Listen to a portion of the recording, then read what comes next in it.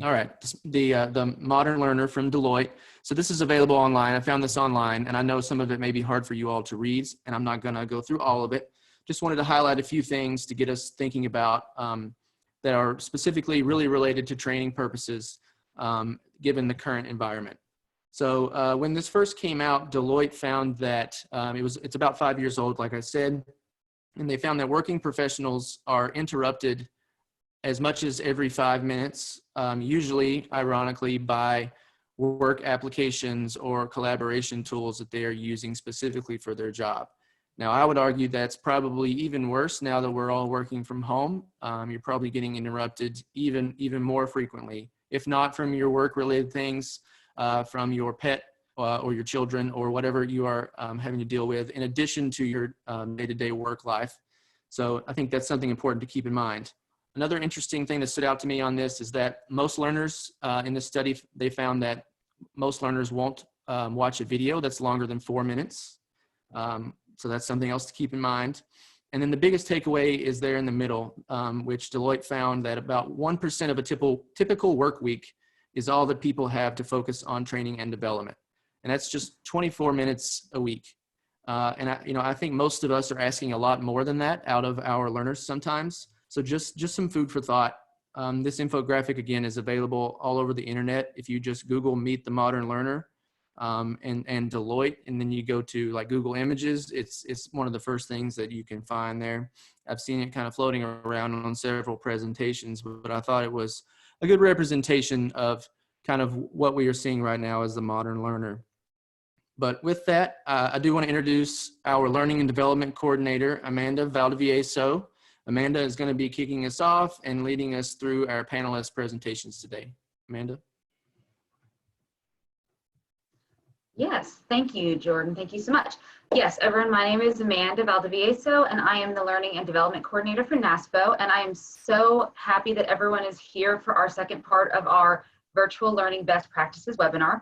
So just to give you a quick overview, so we're going to quickly look over part one, what we discussed last week with Laurie Brown, our facilitator, and then we're going to jump into the main portion of our presentation this week, which is our best practices and challenges. We're going to talk with three amazing trainers from Virginia, Wisconsin, and Florida, and they're going to go over their challenges and their best practices and solutions they've come up with to handle converting everything to virtual learning during this whole crisis. Then after that, we're going to put everything together, and right before we end, we will talk a little bit about some of the NASPO resources available to you guys as members and non-members alike for your virtual learning needs. So with that, last week, Laurie Brown had gone into the science behind how adults learn and demonstrated the ways that we can incorporate this science into our virtual learning through different online tools. If you go in the chat box, can anyone name some of the tools we might have used during that session if you were part of it or listened to it, or any of the tools we discussed during that session? You can just put them in the chat box.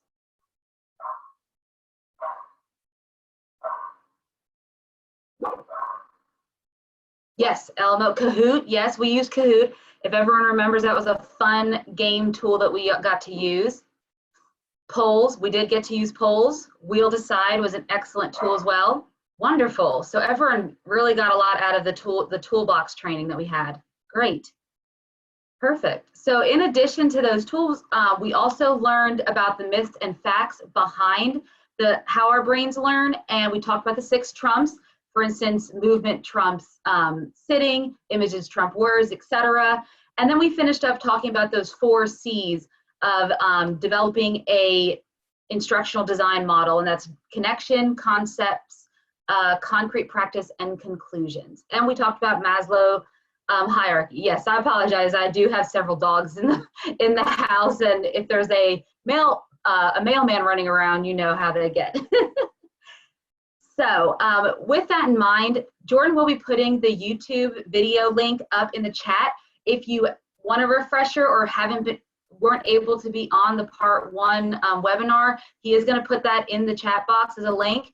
And we're also going to put the link for your part 1 as well as the video for part 2 in the email that's going to be sent out after this webinar is over. So there's the link to the recording for part 1.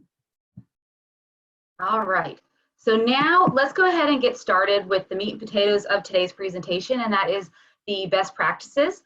Just a few housekeeping rules on this. What we're going to do is if you have any questions for the trainers as they go through their presentation, please raise your hand and Jordan or I will unmute you so you can speak, or if you want, put your questions in the chat box, and then we'll be having them answer the questions after each presentation. And then at the end of the last presentation, we'll open it up for any general questions for the three of them or any follow-up questions that you might have had. So with that, let's go ahead and start with Jessica Potter. She's the Senior Staff Development Program Specialist from Wisconsin. Jessica, I'm going to try to share this with you right now. Sounds good. Hi, everybody. There you Let's see if I have control. Maybe. So You Jessica, should I have. found that there was a couple of seconds of a delay, so just keep that in mind. Good There to you know. go. Let's see if I can resume and then take over. Yes, it's working. Woo! Woo!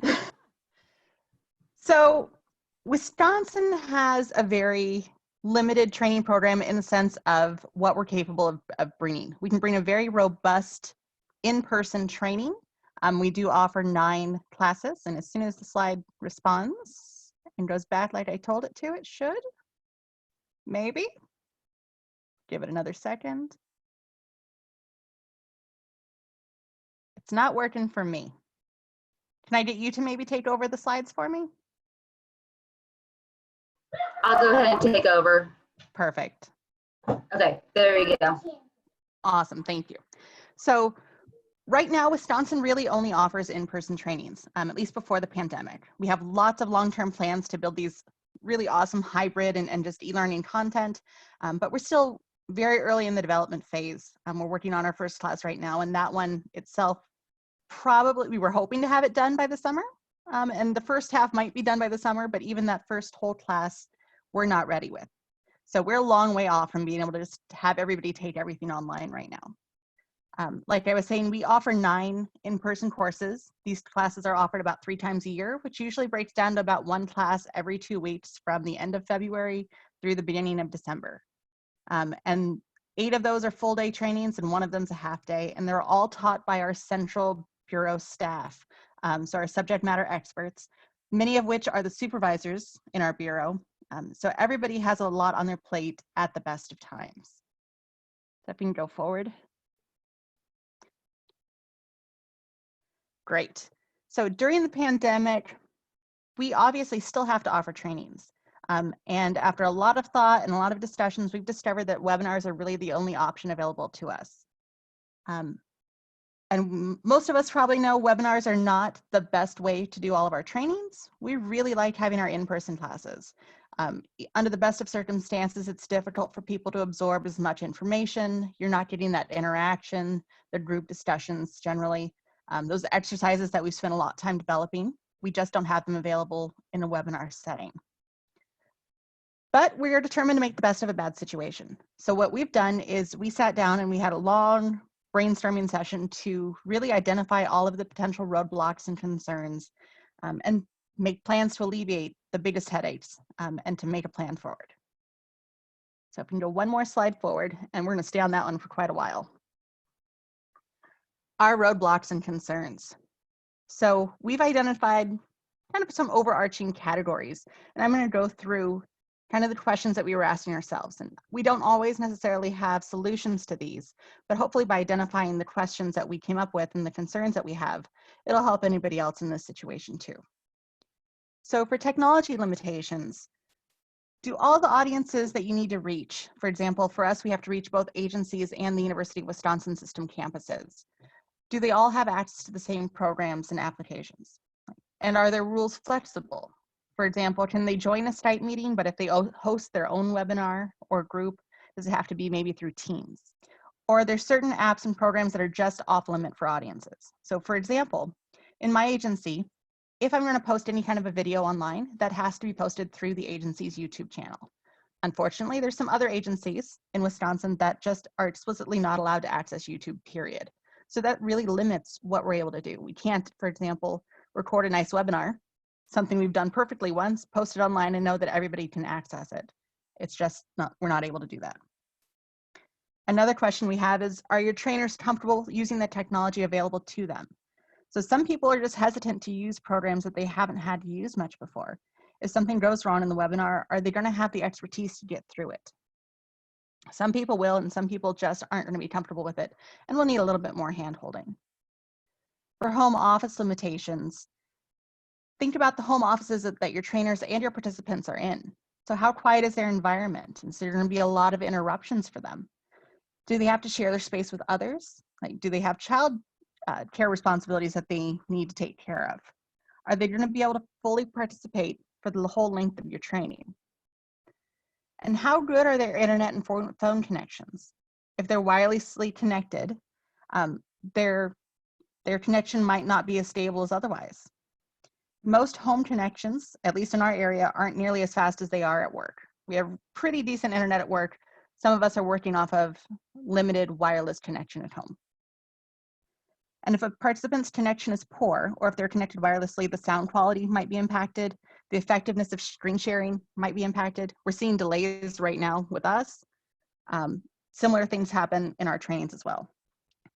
And a lot of our trainers know the material backward and forward, but if they're working out of their basements and they don't have great cell phone reception, and they don't have a headset or a mic on their computer, it doesn't matter how good their content knowledge is. They can't share that with anybody, and the training's going to be ineffective. For audio challenges, like while sound quality can be better when people join using their computer's audio, that's not always an option. So in Wisconsin, you'll notice I'm the only one here not sharing my video.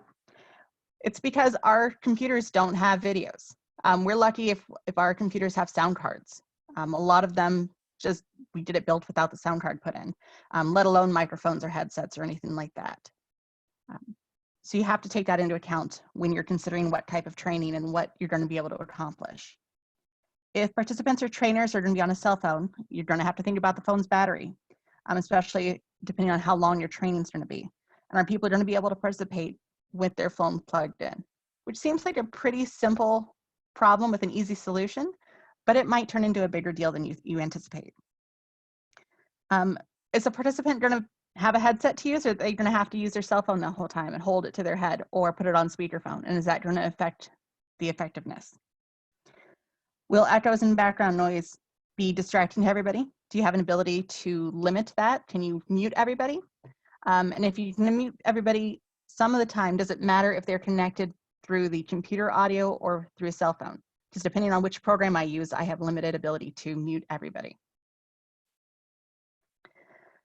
Scope and time frame. So what is your training scope during the pandemic? Are you going to be offering every training that's available normally?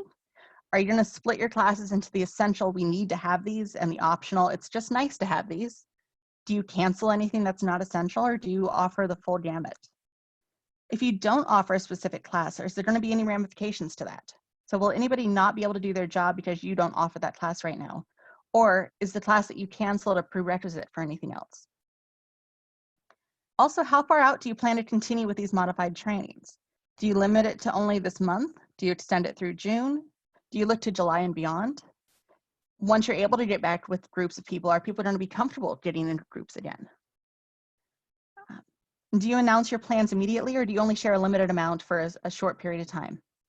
And it's really going to depend on what you and your supervisors and your government or department decide to do. I've heard of a lot of different opinions on this so far. For the effectiveness of the training, webinars are just a tough medium for trainings at the best of time, and it's easy for participants to multitask. Jordan was hitting on that before. It's easy to get distracted or just to zone out. But even built on that, we're seeing a dramatic decrease in people's ability to absorb information right now. I'm doing a number of Docusign trainings, and I'm talking like 3, 4, or 5 or more during a week, consistently for several weeks now.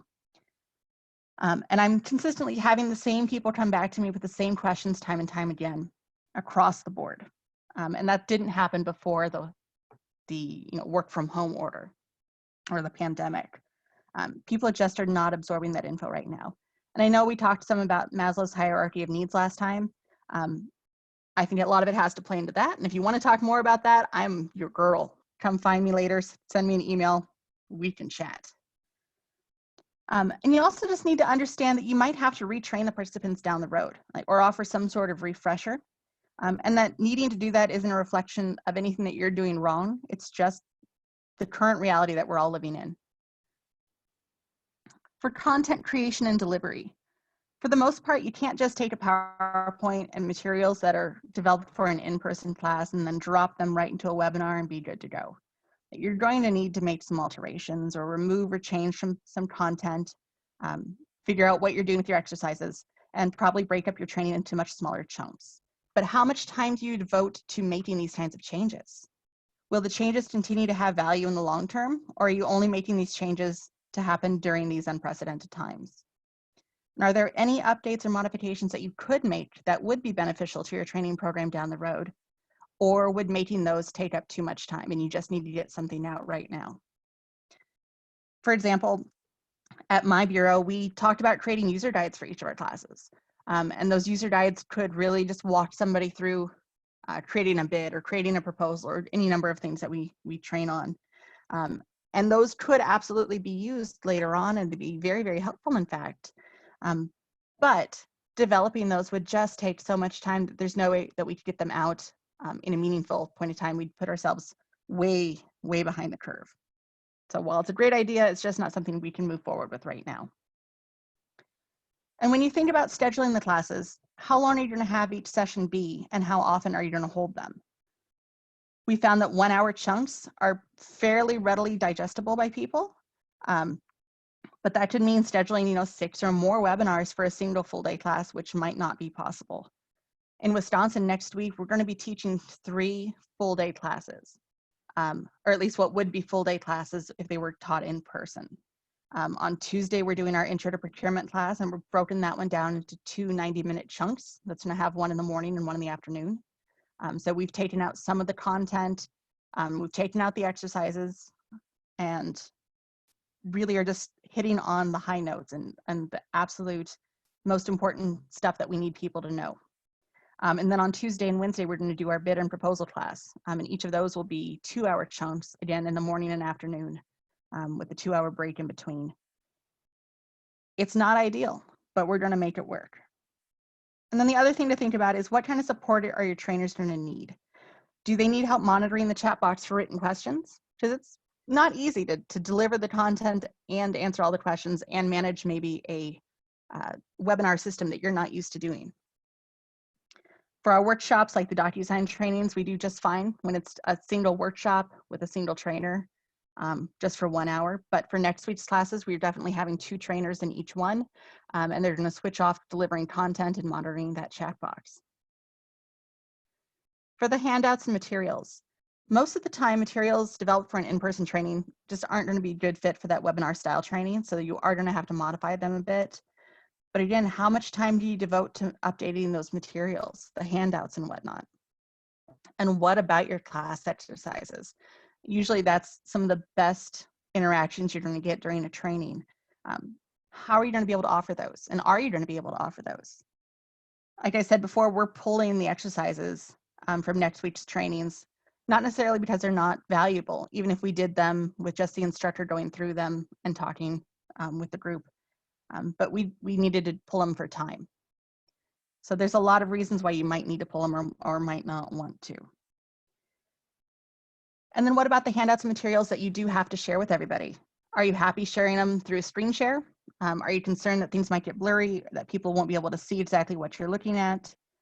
Do you need them to be able to print things out or write notes on something or have dual monitors? In Wisconsin, most people were sent home with either the laptop they worked on or their desktop and 1 monitor. We're not working off of 2 monitors anymore like we were used to. And a lot of us don't have printers at home. So if I need to get materials to somebody and they have to have hard copies, I have to figure out a way to print them out and send them out to everybody. For trainer flexibility and availability, how available are your trainers right now? Have they been assigned to additional tasks and to help people deal with the emergency? Are they covering for coworkers who are sick or who need to take time off? How are they coping with the pandemic in general? And are they capable of doing as much right now as they were just a few months ago?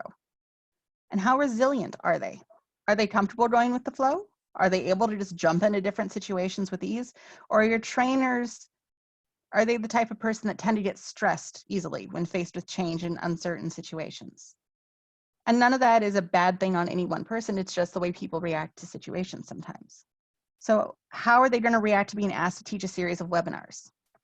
Especially ones where they're going to get limited feedback from the audience, and they're essentially going to feel like they're talking to themselves like I do right now. And they're using a technology that they might not be familiar with while they're delivering material that's different than they're used to. Some trainers are going to go fine. They're going to be just fine delivering stuff in a new situation. Some of them aren't going to be. And you need to know your trainers well enough to be able to judge that. For the one that I didn't know was going to be such a big deal, attendance tracking. Oh my goodness. How are you going to track attendance? We don't have a great LMS system, a learning management system here in Wisconsin. We kind of have a homegrown one and are waiting to implement kind of a enterprise-wide, statewide system that both the agencies and campuses will have access to, but we don't have that right now. So how do you track attendance in webinars when we're using something like Skype or Zoom or Teams or whatever? Are you able to download a reliable list from the system that you're using for the webinar? And does it always show somebody's name, or does it say guest or their phone number? And what are you going to do if a group of people join together so they only have one connection? How do you know if they've stayed for the whole training? If your training's broken up into multiple parts, what happens if somebody misses one or more of those? What's your cutoff? How do you track it? And does it even really matter? How much of a concern is this going to be for you? And how concerned are you going to be about ensuring that people are actually paying attention the whole time? And that sounds silly, sounds funny, especially for a trainer, but it's something you need to consider. And do you have people type their names in the chat box? You know, will you be able to download that list later? Can you capture it before leaving the room? Do you provide people with a code word at the end of each session and have them email that to a specific person? Or do you just kind of outline your expectations at the beginning of the training, lay, a little bit of a minor guilt trip and just assume or hope that people are going to do the right thing? Lots of different ways to handle this situation. One more slide. There we go. So just a couple lesson learns with the Docusign trainings that we were running. So these are 1-hour webinars that we're doing. We're providing concise, concrete overview of actually using the system, doing a couple very simple tasks where I'm sharing my screen with them and running through our training. What we're seeing is that we have to just adjust our expectations. You need to make sure that you're available for follow-up questions. They're just not absorbing the information the same way that they were before. They're not retaining that information, even if you're providing them with written guides and resources that are available online. There's just not that interaction, and there's a lot going on. People just aren't able to retain things. We're seeing people just hesitate to ask questions, even if they're prompted, even if you give them a lot of time and space, and it really just feels that you're talking to yourself. So best of luck. I know Florida and Virginia have been doing a lot more than Wisconsin's been able to. So I raised a lot of questions, and hopefully they're going to be able to give you some more answers.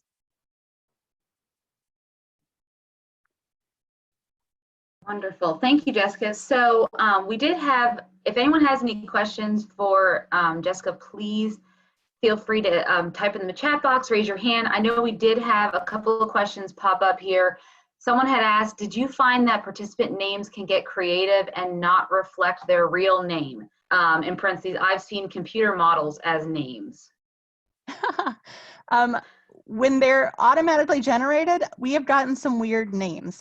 We haven't resorted to having people type them into the chat box yet, though, so Wonderful. Not yet, but I can imagine that happening for sure. Wonderful. And I had another one. Melissa Blount had made a comment. She just said for attendance, they had taken screenshots of before and after employees listed for their Zoom meetings, I guess, as a way to track their attendance. And yep, then absolutely. Someone else asked how big your classes were. So when we do in-person classes, it's limited by the size of the room, obviously. So it's either 20 or 30 people. Doing webinars here, the classes next week, we've opened it up to 75 people. And I have about 40 in one and 30 something in another. We'll see how it goes. All right. And then Joe Kim has, I'm going to unmute him so he can ask his question. Joe, go ahead. You have your hand raised.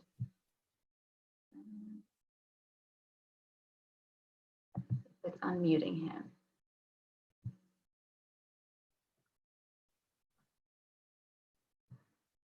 Jordan, are you able to unmute him? For some reason, it's not letting me.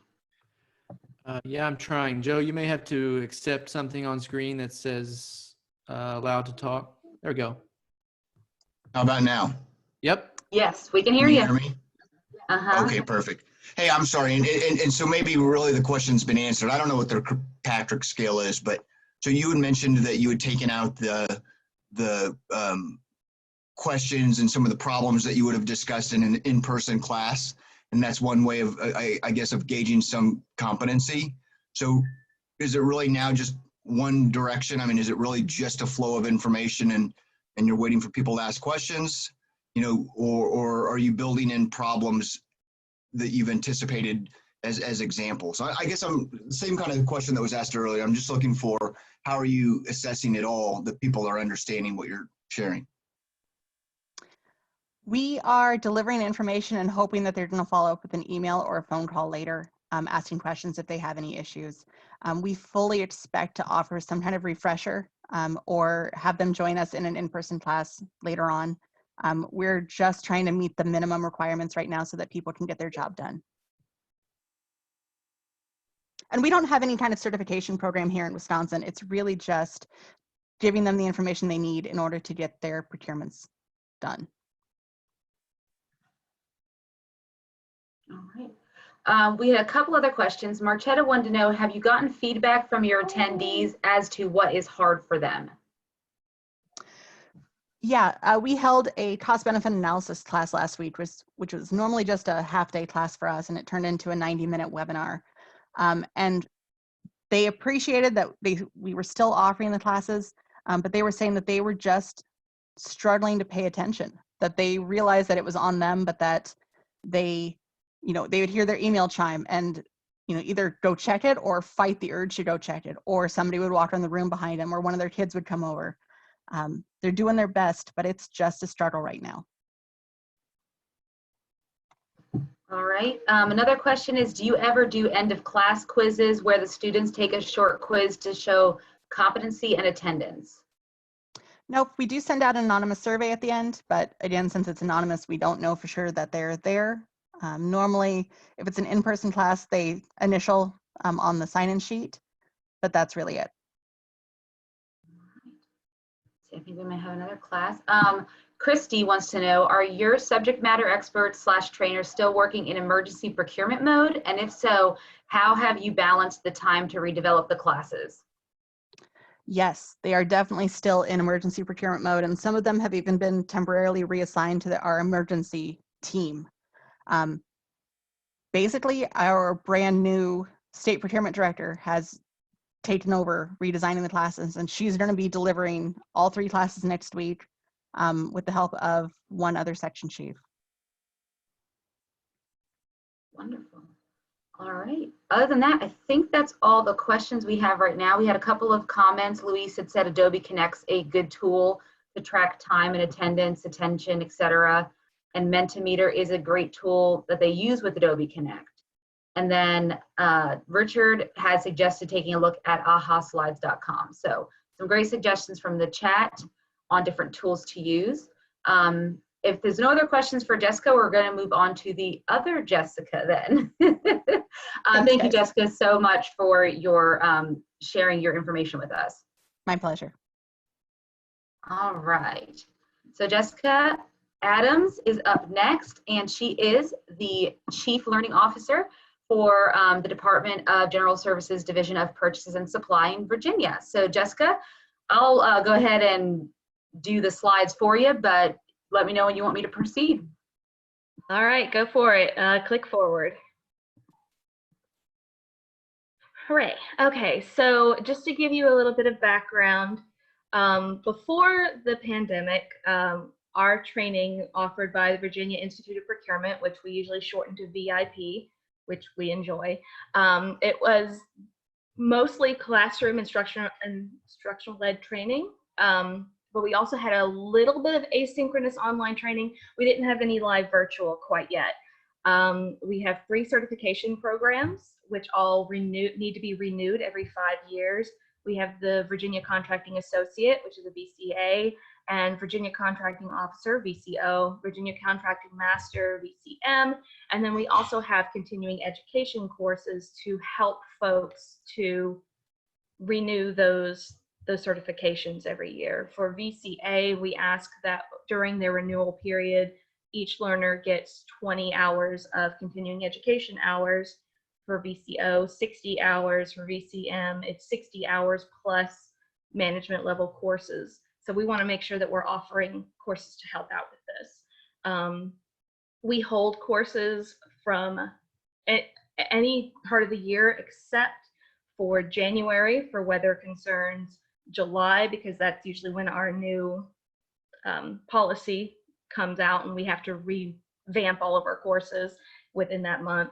And then we don't hold courses generally in November because that's when we hold our forum, which is our procurement conference. So that's basically where we were before all of this happened. You can go ahead and click forward one. Okay, so we had a challenge. We were just about to start with our spring courses, which is heavily laden with VCA, which is, as it's offered 8 to 10 times per year, it's basically our meat and potatoes course. It's the one that most people are taking when they come to us. So we had to try to figure out how we could continue to offer training for the first time, live virtual, without sacrificing the quality of the training or allowing our pass rates on the certification exam to suffer. A lot of those who take our VCA, VCO, VCM courses, sometimes their job depends on whether they're able to get this certification. Other times, in the case of VCO, we actually have that certification program written into our policy code. So your agency's delegated authority might depend on whether you have a VCO on staff. So we weren't really given the option to just stop because there are so many people who just need these certifications and needed our classes to move forward. We were given something like 2 weeks of notice. They told us we would be going to work from home pretty quickly, and so we needed to be able to move forward. So this was our big challenge, was how are we supposed to do this? We've never done live virtual before. Go ahead and click forward, if you will. Oh, too far, one back, there you go. All right, so this is what we had. We had our, what we called our toolkit. What do we have? We did have our subject matter expert trainers. We are so lucky in Virginia that helping out VIP, helping out training is written into job descriptions. So we were able to pull in the group of trainers that we have and their group of subject matter experts that help us develop the training. We were able to pull them together and try and get this going. We also have our instructional design staff. There's 3 of us. There's myself, the VCA coordinator, and then we have a newly hired on instructional designer. So with 3 of us and with our subject matter experts, we all put our heads together. We do have a fairly new to us learning management system. We acquired it, we procured it in August of 2019. So it was fairly new to us, but we were really excited to have that in our toolkit. We have course creation software. We use Articulate 360. We made use of our survey tool that we have. We use SurveyMonkey, a polling tool. We use Poll Everywhere, and virtual classroom. We use Zoom, mostly because it integrates directly into our LMS. So that's basically what we had to work with. And without each one of these things, we wouldn't have been able to do exactly what we wanted to do. But with all of these things combined, we were able to pull it together and get something going. All right, go ahead and go to the next slide. All right, so like I said, we had these VCA courses coming up. We had one at the end of March and 2 in April that were coming right up on us. I believe it was March 13th that we heard that we were going to have to be offering our March 20th class or 26th class virtually. We do have some asynchronous online training that's involved with this, which didn't need to be altered at all. We have 7 hours of that. What we were going to turn our 14-hour classroom training into 14 hours of live virtual training. We had 26 learners. We had 5 SME trainers, 1 VIP moderator was a member of my team, and then 2 VIP exam proctors, myself and then the moderator. So this is where we started. This was our pilot. This is where we did this all for the first time. So go ahead and click forward and I'll walk you sort of through that procedure. So pre-class, redesign of activities for a virtual environment. Our classroom courses are very heavily group work oriented. So we needed to be able to take the group work that they all do and translate it into the virtual classroom. We were lucky to have Zoom and they have the breakout room feature. So we've been making heavy use of that and sending each of the groups out into breakout rooms to complete that coursework and then pulling them back in. So we worked together with the SMEs and with our Bca coordinator to figure out how each one of those group activities would translate. Some of them that were really short maybe turned into individual activities instead of group activities. The longer ones, we told the trainers, okay, this is where they'll be breaking out and then they'll be coming back in. We tried to plan those breakout sessions around natural breaks in the class, so that way we could still hold our 7 hours of class with good breaks in between each section. So I've included one of the exercise slides up here. This was a scene from when we pulled all the trainers together to tell them how each one of these things would go. So those are the people that you see in the right hand there. The other thing is we already converted our certification exam into a computer-based exam, but it was always offline. And we always held those exams in the classroom and not in the LMS.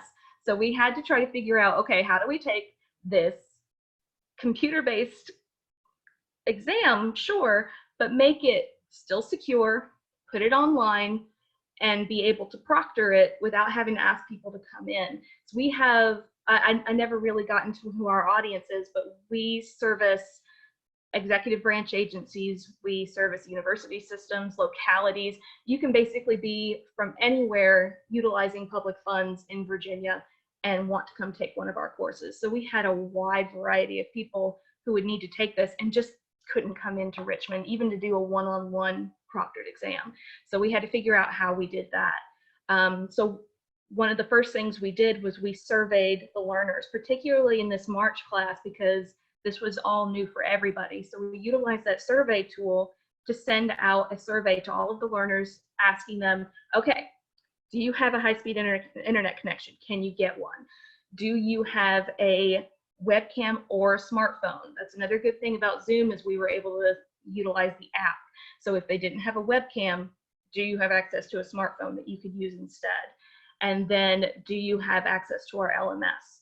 And for the most part, they all did. I believe our first class, it was meant to be 30. We had 4 who rescheduled themselves to another class, mostly because they were nervous about taking the class online. Those 4 actually have since taken the class online in either of our April classes. So even those first 4 who didn't really feel comfortable, they were all able to get in. So we were lucky there. All right, and then we contacted all the trainers, of course, and walked through all of their sections. Okay, here's how this is all going to run. And they were told under no circumstances were they going to be left alone because one of our VIP moderators would be with them. All right, click forward. I have a lot of slides. So this is kind of an example of what we did. And I know the lettering is small and normally I wouldn't do this, but this is a sample of what we sent out to learners before the class to explain how the exam would work. We sent them out a long document telling them how to use Zoom, how to use the Zoom tools, inviting them to a webinar ahead of time to test their video, test their sound, answer any kind of questions they have. And this was sort of a snippet of that where we told them, okay, this is how the exam is going to look, and here's how you'll be able to navigate through it. So I wanted to include this so you could kind of see how we were communicating with the learners. I'm not going to read through it. You can go ahead and click forward.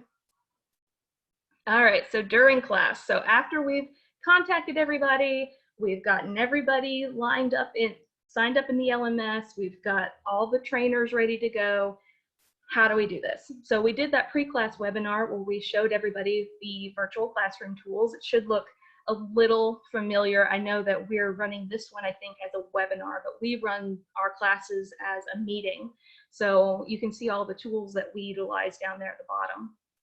We did have that nice little fun hiccup when Zoom was in the news a few weeks ago. We were in the middle of one of our Bca classes when we heard that we were no longer going to be able to use Zoom under any circumstances. And they were the only ones that we could think of that had the breakout room feature that we had already purchased, because we also simultaneously received notice that we would not be allowed to buy anything to replace it. So what we ended up doing is we actually went into the Zoom security tools, worked out a set of security protocols that we were going to follow. We utilized the waiting rooms.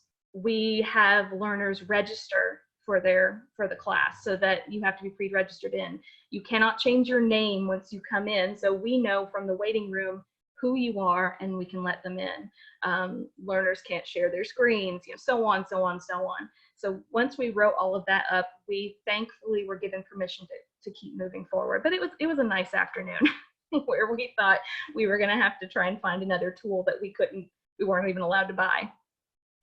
One thing that really helps out is we let the trainers train and we have the moderator moderate. So whenever we have to go out into the breakout rooms, that's what the moderator does. And then the trainer then goes into each of the rooms to talk to each of the groups and make sure that they're all taking good notes, that they're all working together. And this has that double benefit of making sure that everyone is participating the way that they should. The learners never really know when they're going to be sent out into their breakout rooms. And the groups and a 2-day course, they come to depend on each other, and they'll tell on each other and say, oh, well, they weren't at their desk and they weren't talking. So it really helped out being able to still be able to do that group work to keep everybody involved. All right, click forward. All right, and I'm watching my time. Okay, so the big thing here was, how are we going to proctor this exam that we've always proctored in person?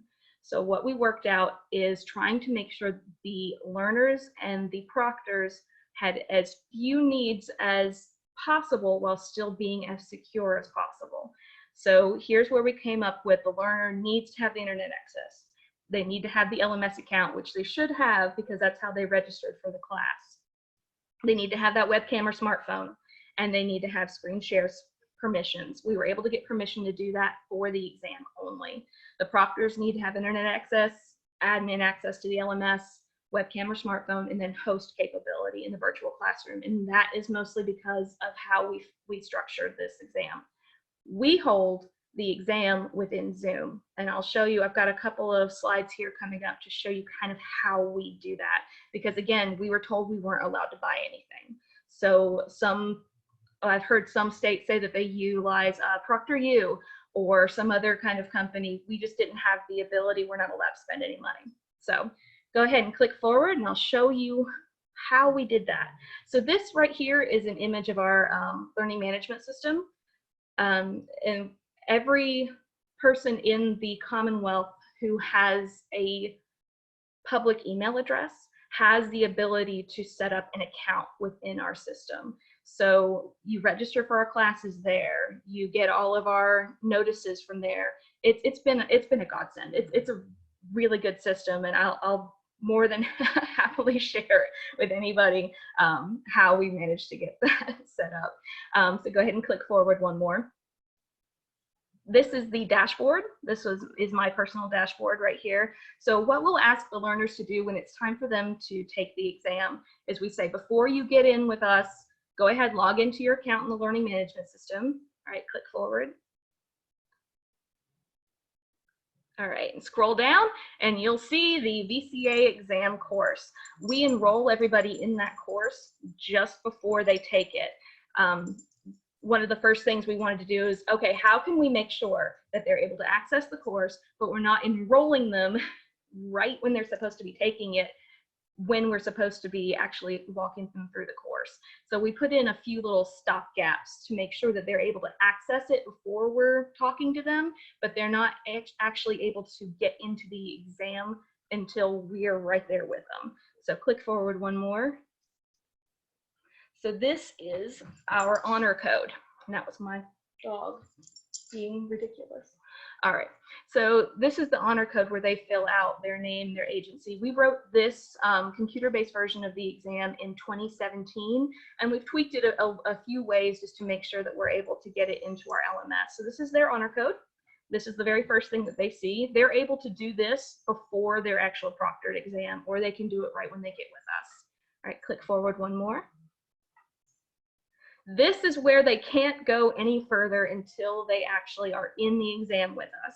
When they click begin, they're offered the chance to put in a code, which changes every couple of weeks, every couple of months, depending on how often we're holding the class. All of our certification exams are standardized this way. All right, go ahead and click one more. So here's an actual image, and I put a nice little black circle over her face. After they've gotten to that particular point, they're given a Zoom invite to come into the exam space. Each proctor has 8 to 10 folks in their exam space at any one time. That proctor then sends each learner into their own breakout room. So each learner has their own space. Once they get into the breakout room, they're asked to share their screen and turn on their webcam or their cell phone. So that way at all times we can see their screen and we can see them at any point that we come into the exam. They're also told that the exam is being recorded. We would delete these recordings. We record locally. It was one of our caveats that we had to be able to use Zoom. We record locally and we hold that just in case something goes wrong. One thing that we ask the learners before they even come into class is, what is a good number to reach you should your exam crash or should your webcam go out? So during the exam, the proctor will go into those breakout rooms one at a time, just sort of poke their head in to see how the learner's doing, whether they're still on the screen, all that other good stuff. So this is basically how we've managed to proctor the exam and still keep it as secure as we possibly can. We do let the learners use scratch paper during the exam. Before they get started, we ask them to show us their desk, show us their workspace, and also show us their blank piece of paper that they're going to use as scratch paper. At the end of the exam, when we're closing it out, we ask them again to show us that piece of paper. And if they've written anything that's proprietary on it, we just ask them to rip it up for us. Normally we would take that up, but of course we don't really have the ability to do that when they're at their home and I'm in mine. All right, click forward one more time. So what happened? So our pilot class that was in March had a 78% pass rate. Our baseline for a pass rate, which was our 2019 pass rate, is 83%. We worked with some lessons learned from that pilot. Technology never does really what you want it to do. And we came up with different changes for the 2 April classes, which one wrapped up just last week. And we were able to get that pass rate to go way up. We had a 93% pass rate for the second one and 92 for the third. The only way that we are able to make these changes and know what worked and what didn't work is we send out post-class surveys to the class as well as the trainers, where they can tell us exactly how did you like it? Where do you think we tripped up? What did you like the best? What would you like to see more of? And then we take that and just do an immediate turnaround of an evaluation of the course to make sure that we are always following. I mean, you're always going to get those that are the exam should have been easier. It was too hard. I'm like, oh, well, I'm sorry about that. But for the most part, we're able to take that constructive feedback and put it directly into the course and make sure that we are providing the service that we all want to provide to our learners. I think if you click forward one more, I think that might, oh, no, here we go. One last slide. So what are we gonna do? And I know it was something that Jessica brought up, is how long do you plan on doing this? One thing that we're working at right now is saying that for our 2020 classes, they're all gonna be online. We have a much larger class in June, our VCO 2-week program, which we're already underway converting that into a digital course, just because in June, we're just not sure that people are going to want to come into our classroom. We have another one in September. We have VCA classes continuing in August. So we just went ahead and started planning for all of our classes for 2020 and possibly even 2021 to be virtual. It's working out so well for us. Why not? Our conference that happens in November, we're looking at, well, how can we take what we've learned converting these classes into virtual and maybe do something like that for our conference? It's really kind of up in the air, just like everything is, but it's something that we're playing with. And then in the end, really, this is the first time we've ever done anything like this, and it's been such a great experience. Not that you are looking for anything good to happen with this whole thing, but if anything, we had sort of a jump start on our plans that we thought we weren't really going to be able to get to until 2021 or even longer, because the need wasn't really there, so the motivation wasn't really there, and now it is. So how can we use this to our advantage? And that's where we are. I'm good.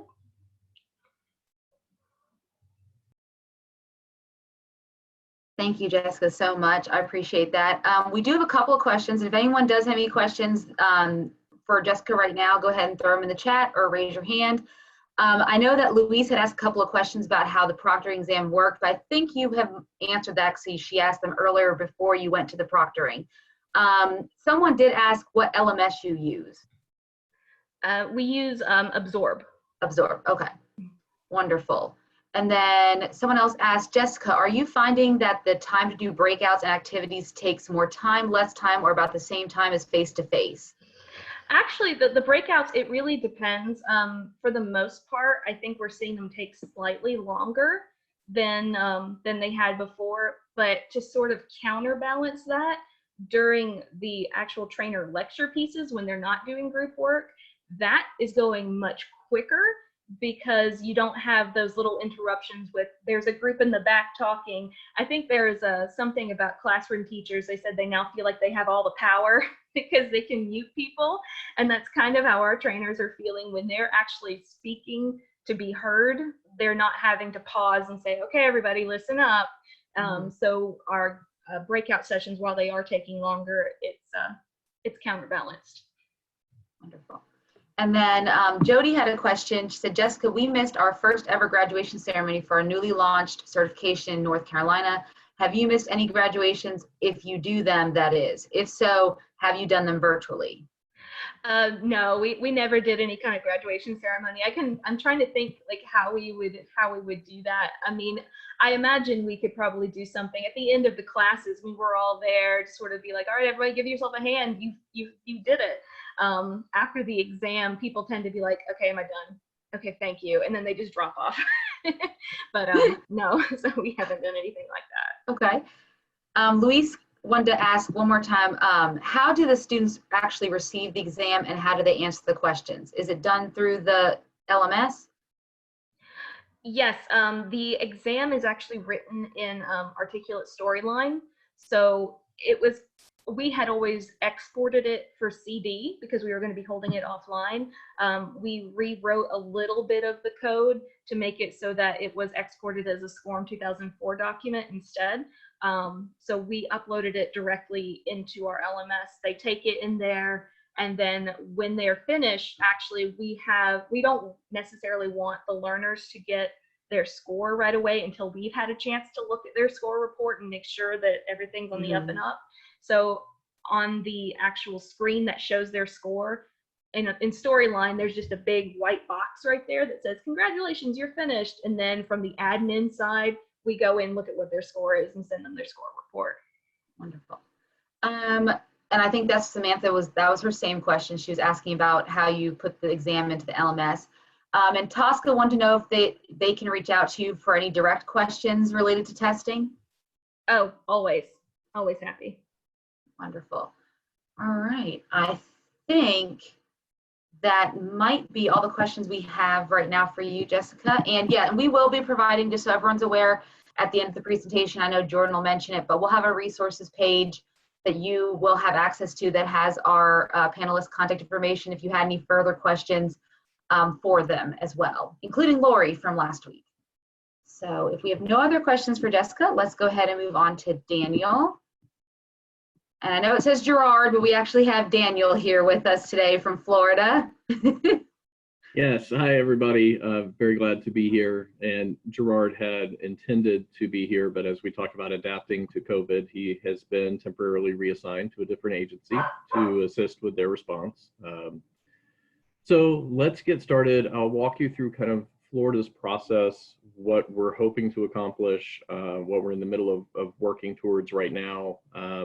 I think Jessica and Jessica have given a great foundation for both things to consider as you're approaching this, and also some of the pitfalls, lessons learned, and challenges that'll come up. So if we can move forward, I'm gonna start you guys actually with a poll because we like to get some interaction. So curious to see what results here will be. I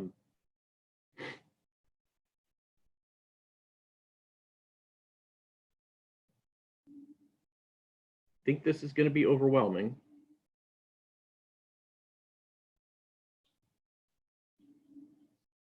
So far.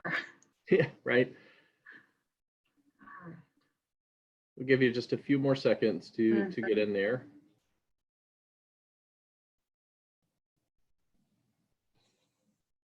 And I think that's a quick little measure. It looks overwhelmingly like folks are definitely planning to move training online. I think a big part of that could also be that we're not exactly sure when the COVID situation will end. And this is kind of a new normal, right? So glad to see that. So hopefully my presentation this morning or this afternoon will help you guys out with that. If we can go to the next slide, I will give you kind of the history of Florida's Certified Contract Management class. About 365 million years ago, we were doing online training with the dinosaurs walking the earth. In 1776, we were doing, I said online, but actually in person. Sorry, I bombed these jokes. I knew that was going to happen. But in reality, in 2014, the state moved to a certification process that was a 2-day instructor-led class coupled with 8 online modules. You can see those here on the screen. We give them asynchronous online training through our stages of procurement, and then the actual 2-day classroom training is done face-to-face with a final certification exam at the end of that period that's also conducted face-to-face. So we had a lot of pieces that we need to change as well. We're working through that process now. Let me talk a little bit about what we're trying to do with COVID. So we have this 2-day class. If we'll click forward.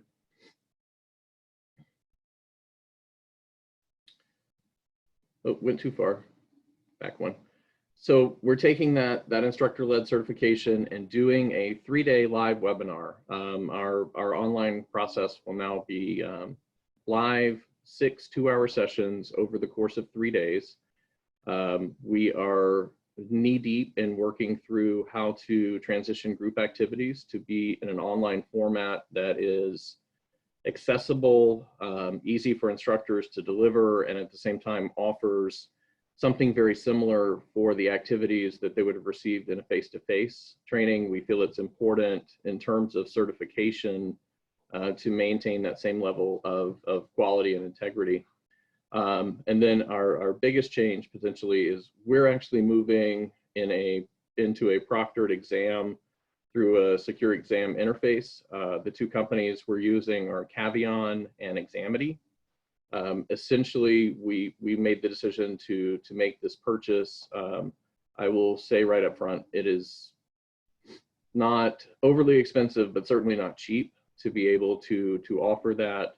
And I know for some of you, hearing that Jessica has 3 instructional designers and that incredible LMS, and seeing that we're getting to spend money to proctor, we have some definite advantages with these systems. So I am aware of that, but for us, it was important to maintain the integrity of our certification exam. We do have an enterprise level LMS through our ERP system, but it didn't work for our needs for maintaining the certification exam. So we've chosen to go this alternative route. If we can move on, I'm trying to do this quickly because, like I said, I think you got a lot of the detail. So I'm really curious about this question. We'll launch the poll here as well. What are you most concerned about for moving training online? Is it cost, technology, content, engagement, legal difficulties?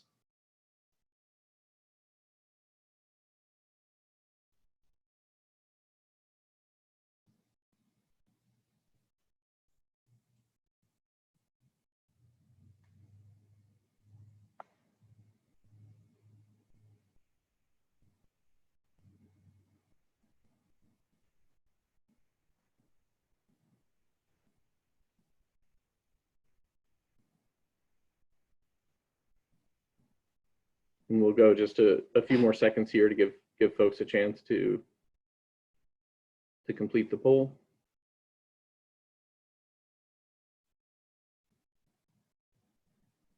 Okay, I think we end the poll there.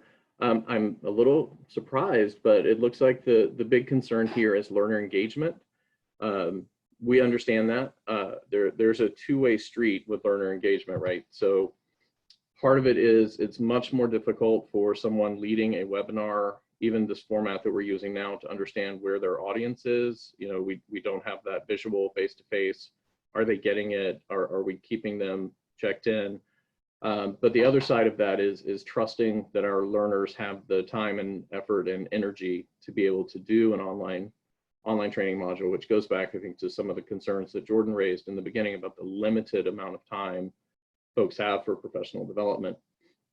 I would encourage you, use polls like we have that keeps people engaged. We also know from the literature, some of the best practices for learner engagement is having items moving on the screen. Visuals obviously work better than pictures, so we talked about that. And then another concern is sometimes the legal difficulties, and I would like to talk about that just briefly in terms of the proctoring service we're purchasing. We have spent close to 3 weeks now working through terms and conditions, you know, around data privacy, around some of the IT issues we often see, limitation of liability, warranty of data security, indemnification. So that is another concern when you're working with a third-party software. So I do want you to keep that in mind as well. Let's click. So what we're doing, we looked at a number of platforms. We are currently going to use GoToTraining. A couple of reasons for that. One, like Jessica Adams mentioned, there was the Zoom security issue when we were reading and making a decision on this. So the other for us is financial. I mean, we all have budgetary constraints. We had current subscriptions already for some of the other go-to platforms. We use GoToMeeting, GoToTraining, all of those things. So we were able to expand those licenses, and it saved us essentially enough money to be able to, as opposed to going with Zoom or another platform, to be able to use the Examity and Cavion proctoring service. The other benefit to GoToTraining, it is, I will be the first to admit, it is not the most intuitive user interface when you're on the backside delivering training, but there's a long history of stability with it. There is some hope that we can eventually integrate it with some of the other services and platforms that we're trying to work with. And we really like the quizzing, polling, being able to upload materials, have them easily downloaded by audience members. That's how we're trying to keep some of our activities sort of alive and well. We're going to upload documents, scenarios, and allow them to access them as the trainer demonstrates, and then gives them a chance to do some one-on-one practice with the materials that we provide. Our approach, again, it's very collaborative. We have an instructional designer who builds all of our training courses. We're working with the instructors in a very rapid prototyping way. These 6 modules have actually been churning out about 1 every 3 days to get those ready to go live. Our target date at this point is June 2nd. So we hopefully will have some feedback that we'd love to share with you guys after that time. One of our other challenges that hopefully doesn't face, that other states don't face, our certified contract manager training is co-facilitated with our sister agency, the Department of Financial Services, who for the state of Florida handles all payment and reconciliation type of process. So we're not only trying to get our instructors and our staff up to speed on the modified training content, the revised platform that we're using, the new testing process, but we're also having to bring them into the fold as well. And in response to COVID, their agency head took a little more assertive stance than ours, and they actually were not working up until about a week ago. So that's been another challenge for us. Other things in the methodology, you know, we're really trying to think about the content timing and delivery. We want to boil down this 16-hour course into the bare essentials that still meet certification requirements, still can engage learners, but doesn't overwhelm them through the day. That's how we came up with the 2 modules per day for 3 days. The 4th day is actually going to be the testing process. And then we're working through modification of the content to address our training activities so that we can ensure that the online method of delivery matches what we're hoping the learners are able to get from the training. Okay, next. All right, so some of the things we know that we can do better, and we recommend that you guys apply as you're moving forward. These are sort of our lessons learned. Practice. No matter what platform you choose, practice the functionality, identify the roles, who's going to be the administrator, who's going to be the instructor, who's going to be support staff. What are you going to do if your instructor is in the middle of a session and suddenly they lose internet connectivity? So think through and practice a bunch of contingencies to make sure you really understand all the functionality and features of your platform. If you can identify the platform early, you know what you're going to use the strengths of that platform to really develop your content. It will help you. For instance, we know that one of the best features in GoToTraining is the polling aspect. So we're going to use polling as much as we can. And then the other side of it is always communicate. In times of change, in times of uncertainty, it's always better to over communicate. So ensure you're communicating with your training partners, your stakeholders within the team. Try to understand any differences, concerns that team members might have. And just communicate, communicate, communicate. Next. So certification testing for us, currently in person, we require 80% to pass. If an individual does not do that on the first attempt, our instructors will do a quick remediation session, going through some of the key learning objectives with them, and then they will be given a second attempt to reach that 80%. As we move this to online, however, with our new proctoring entity, that's not going to be an option. So we are going to have them hit the 80% mark. They'll be allowed 2 attempts, but it will not be one immediate attempt and then remediation and a second attempt. They're just going to have to go right back in to have that second attempt. So there won't be as much of a chance for learning and refreshing that knowledge. And next. So current process proctored by instructors in the classroom. Next is a secured testing platform, and the proctoring service is going to be overlaid with that. So our vendor for proctoring essentially we'll be monitoring head movements, eye placement, all those kind of things to ensure that there is no cheating for that exam. Okay, click. As I said, no remediation versus remediation. That may be a big change for participants, and we'll be watching to see how much impact that has on our passing rates. Next. So with the traditional classroom environment that we have, the certification test is done immediately after completion of the classroom portion. This will be the 3-day 6-module approach that I've talked about. Then they will be asked to immediately on the following day schedule and take the proctored exam, and then if they need a retake, we're going to give them a 2-day period, which Gerard added to this, and I wasn't aware of it until about 30 seconds ago. So things are always changing, and we need to be adaptive. Next.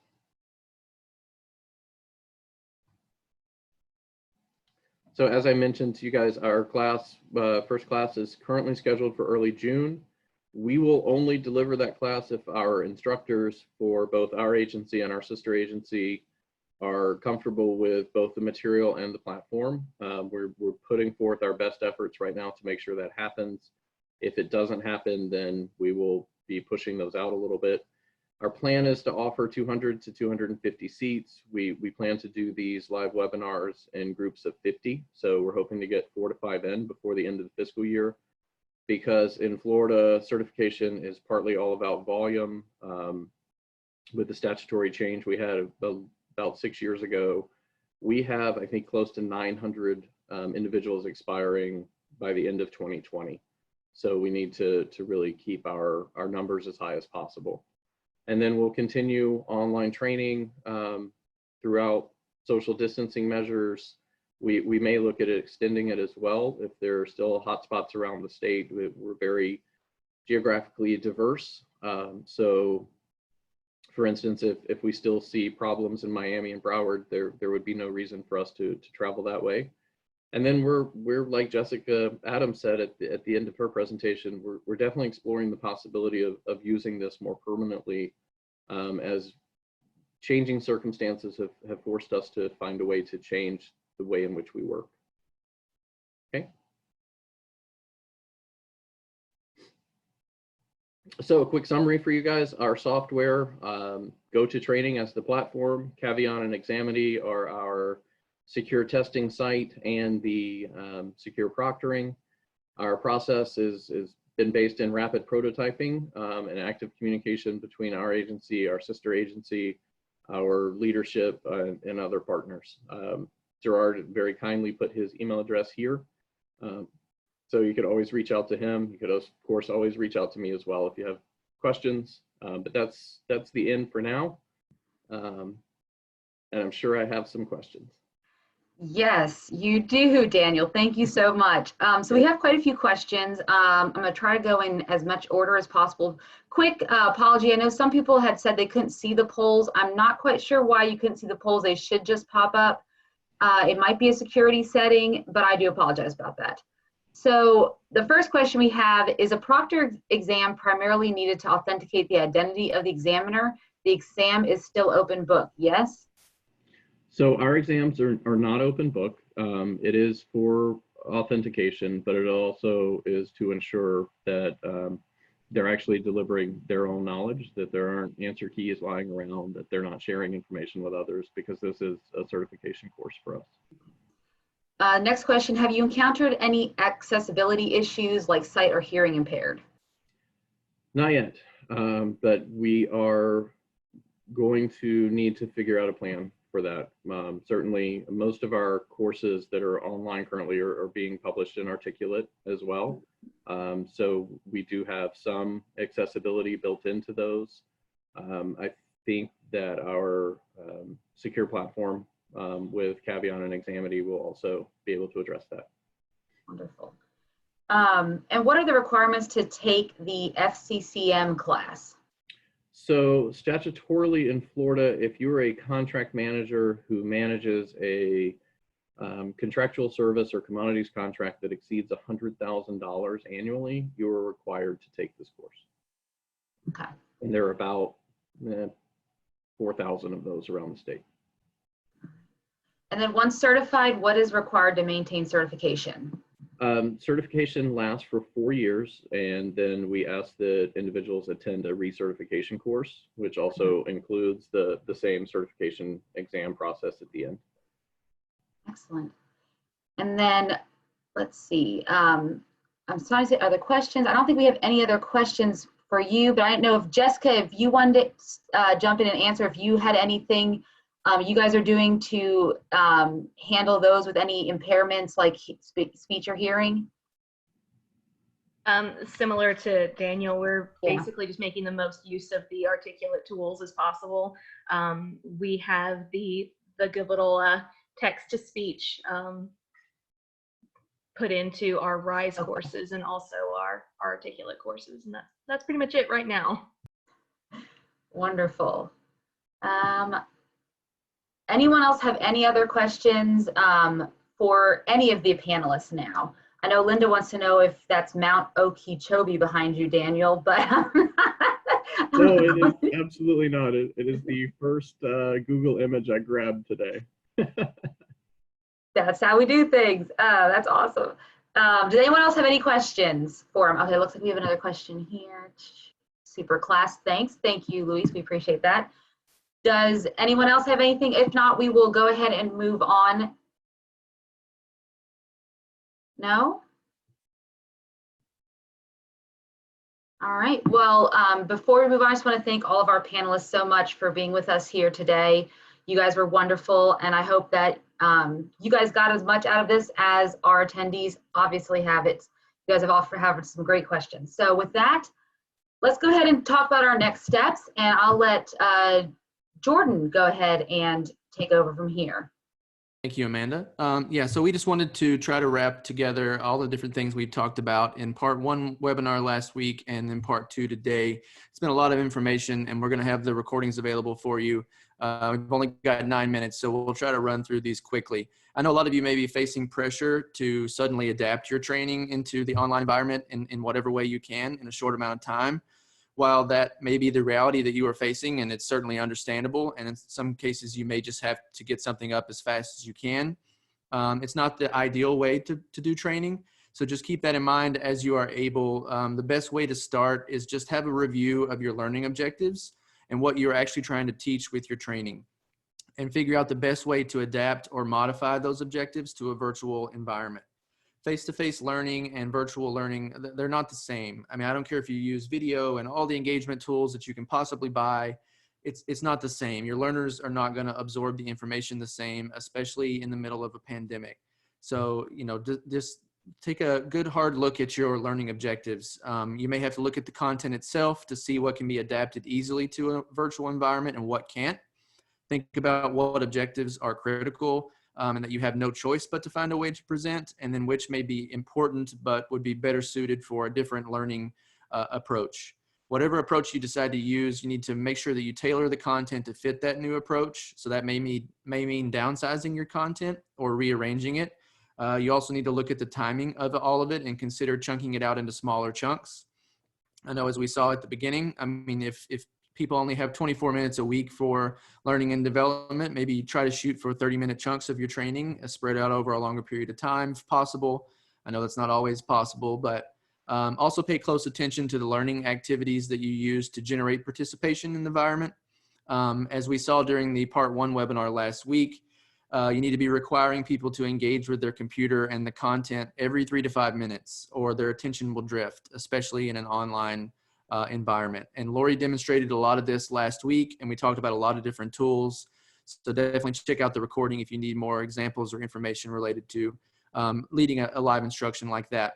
I know most platforms like Zoom, GoToMeeting, WebEx, they all have interactive whiteboard options. You can create polls, quizzes, you can ask questions in the chat, have them respond in the chat. You can use tools to create games like the Kahoot game that we played last week.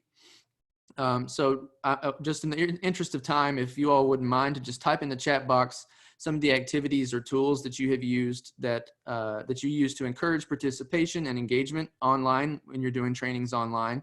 If there's anything unique that you are using that you think works well, please type that in and just share that in the chat while we continue moving on. So also making sure that you choose the right modality for your learning objectives. As I said, not all modalities are effective for every type of learning objective. So make sure that you keep in mind all the different tools you have available to you and focus more on how you can get the most out of the tools that you have. And just keep that in mind. Think about what can be self-paced and what might have to be done in an instructor-led approach. I think a good rule of thumb there, if you're familiar with Bloom's taxonomy, is that learning objectives at Bloom's level 1 and 2 might fit in a self-paced environment, but anything above level 2, you might need to consider for a virtual classroom style where you can have discussions and interaction and be able to engage with the content. So go ahead, Amanda, with the last couple slides there. Sure. And Jordan already gave an example of what we're going to talk about next, which is incorporating social collaboration activities virtually. We have to make sure that we are not forgetting the social aspect of learning and development. And so any way you can get your learners to engage or you get to engage with them and they can engage with others is optimal. And obviously we talked about a number of different tools to do that. We talked about using Zoom's breakout rooms, for instance, even the chat box here where Jordan has you typing and inputting all of your examples of ways you can, get your students to answer questions and do things and interact is extremely key to getting that social collaboration within your trainings. Another thing along the same lines of collaboration is feedback and communication. So we really want to make sure, and I know a lot of our panelists today have spoken about this. I know Laurie has spoken about this too, is making sure you do not lose your learners along the way. So you want to develop a good, solid support system for them. If they have any questions or concerns during the training, that's, again, using the chat question and answer features are perfect in Zoom, for example. And I know other platforms like Zoom have those abilities as well. Making sure you're available or whatever trainer is doing the training is available to answer questions outside of class. If you have an LMS like Absorb, for example, you might have a community board, and that is a great way for them to interact and they can provide feedback. And of course, you want to also develop a good collection strategy for feedback. Like Jessica Adams had said earlier, they were able to improve their courses because they received surveys after the courses were finished, and then they could go back in and change up their courses to reflect what the attendees were seeing and suggested as far as changes were concerned. And that is a very important thing. There's a lot of different ways to do surveys, SurveyMonkey, FormStack, Google Forms. And if you guys have any other survey tools, feel free to put them in that chat as well so that you can share them with each other, because there are a lot of great tools out there that a lot of people are going to utilize to make sure they get the feedback that they need. And then the last thing that you need to make sure you're doing when you're transitioning to virtual, and Jessica Potter actually touched on this earlier, is training your trainers on virtual learning. Like Jessica had said earlier, not everyone who trains in a classroom has ever trained online before. They may not be familiar with the technology that you're going to be putting in front of them or asking them to use to train virtually. And so you have to take that into consideration when you're transitioning to online content and making sure that you can train those instructors so they can develop these new skill sets. They may even have to develop the new skill sets on how to engage their learners virtually, which is where someone like Laurie Brown comes in to teach them how to interact well with the online environment. And you definitely want to make sure you're considering your time and resources that you need in order to train these people to be able to engage in that virtual online environment. So those are kind of your quick next steps that you need to take. And before we go, we do want to turn this over to Olivia Fry, who's our Director of Membership Engagement and Strategic Partnerships. So she can kind of give you a quick summary of the different resources that NASPO has right now for COVID-19 dealing with virtual learning. Take it away, Olivia. Thanks so much, Amanda. Appreciate everyone being here today. We know that you have a lot going on, so I'll keep it brief. We do have 2 COVID-19 resource pages that will give you basically anything you need to know in responding to COVID-19 with your teams. We have one that you can find at NASPO.org that is available to the public, and then one that is also available for members only on the NASPO network. We do have several links of different resources to help you with virtual learning on those sites. We encourage you to take a look at them. If you have any questions or any links you'd like to share with us that we can disseminate to members, to the public via these sites, I encourage you to send those to me and hope to see you all again soon. Thank you, Olivia. We got 1 minute left or less. I just want to wrap up with in closing.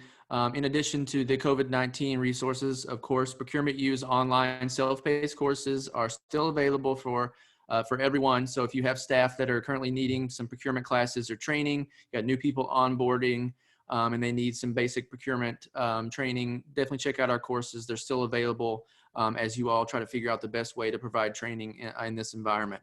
But I just want to thank our panelists for a great presentation today and for providing some very useful examples. Thank you all so much for attending today and last week if you were with us. I hope you found this information helpful.